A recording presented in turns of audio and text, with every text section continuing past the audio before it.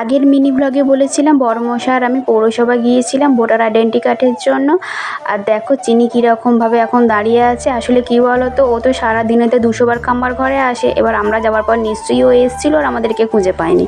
আর সমস্ত কাজকর্ম মিটিয়ে যখন আমরা বাড়ি আসছি, ও তখন সিঁড়িতে দাঁড়িয়েছিল। দেখে আমাকে তিতা তিতা করে ডাকছে। আমি ঠিক আছে তুই আয়।